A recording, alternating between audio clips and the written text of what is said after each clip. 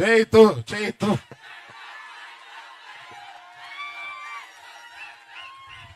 బాబు ఇవాళ మీరు అంటున్నారు, సంవత్సరంన్నరగా నేను కూడా అంటున్నాను.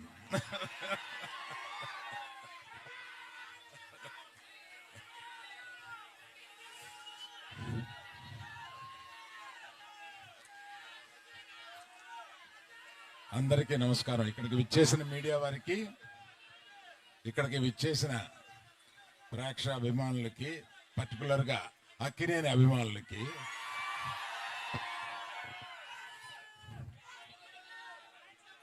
మేము చాలా కష్టపడి ఈ సినిమాని తీసాము. ఎంత కష్టపడినా ఫైనల్గా మీరు ఆదరించే స్థాయిలోనే మా ఆనందం ఉంటుంది. ఈ సినిమా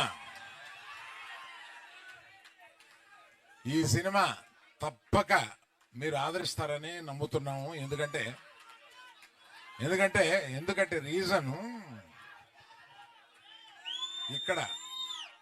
ఇక్కడ లేని వారి గురించి చెప్పి ఉన్నవారి గురించి చెప్తాను.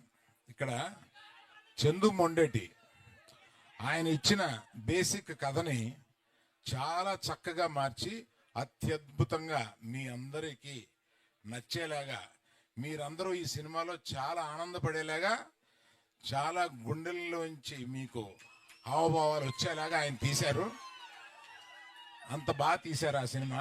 ఆయన గురించి చెప్పాలి. తర్వాత మన ఫేవరెట్ డార్లింగ్ సాయి పల్లవి గారు అద్భుతంగా నటించారు ఇందులో. మనం అదే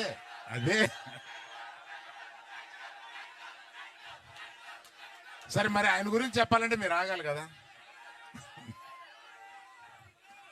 ఆయన ఏ సినిమాలోనూ ఇంతవరకు నటించని స్థాయిలో నటించారు.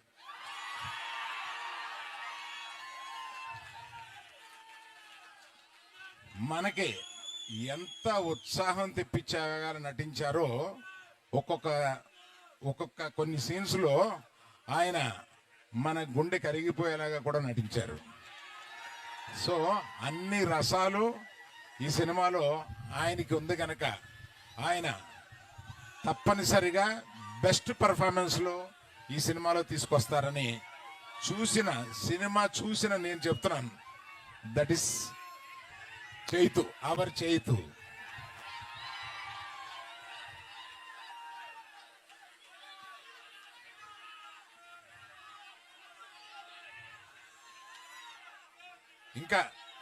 ఇంకా చాలా చాలా మాట్లాడాలని ఉంది, కానీ మాకు మర్చిపోయాను. ఆమె యాక్చువల్గా మాతో పాటు బయలుదేరి రావాల్సిన ఆమె కళ్ళు తిరిగి డాక్టర్ దగ్గర చూపించుకుంటే నువ్వు ప్రయాణం చేయడం కరెక్ట్ కాదమ్మా అని అన్నందువల్ల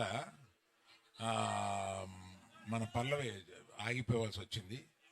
అందువల్ల మీరు తన మాటగా మీకు చెప్పమందని చెప్పి నేను చెప్తున్నాను.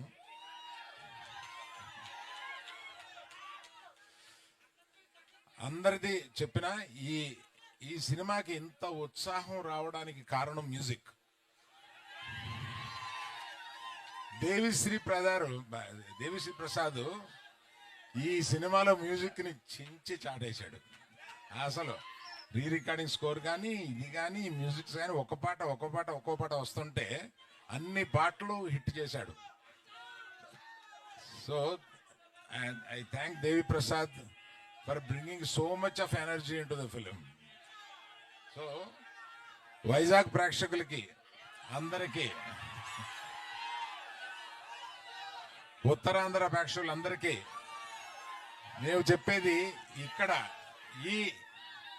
ఈ ప్రాంతం కథ, ఇది జరిగిన కథ.